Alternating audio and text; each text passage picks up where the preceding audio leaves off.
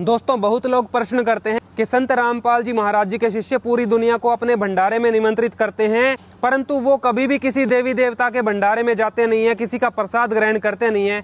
तो आपको दिखाते हैं कि इन चीजों का शास्त्रों में किस प्रकार का आदेश दिया गया है।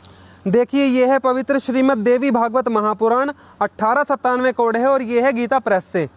इसमें आ जाओ पेज नंबर 630 के ऊपर। देखिए, पेज नंबर 630 है, अध्याय नंबर 19 और ये पंचम स्कंद है।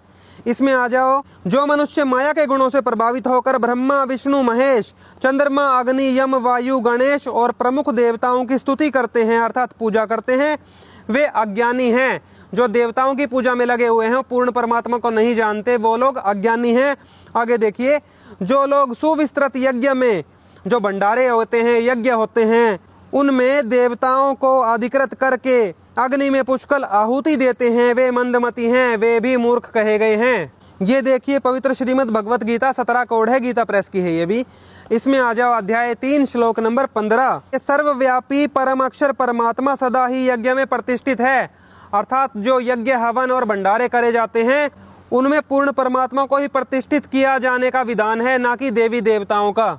अब दोस्तों, ज्यादातर लोग पूर्ण परमात्मा से परिचित नहीं है। पूर्ण परमात्मा है कबीर देव, जिनकी भक्ति आज तत्वदर्शी संत रामपाल जी महाराज जी के अलावा पृथ्वी पे कोई करवाता ही नहीं है। इसीलिए संत रामपाल जी महाराज जी के शिष्य किसी और के हवन यज्ञ में या भंडारे में नहीं जाते हैं। और इसका प्रमाण देख लीजिए, पवित्र गीता में और भी दिया हुआ है। ये देखिए, पवित्र Shrimad Bhagavad Gita 17 number code, Gita press की। इसमें आ जाइए, अध्याय नंबर 16 श्लोक नंबर 23 और 24 आप पढ़ के देखिए।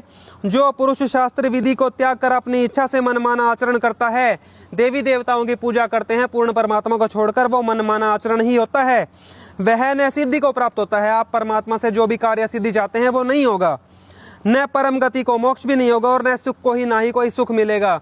इसीलिए वो शास्त्र विरुद्ध साधना है।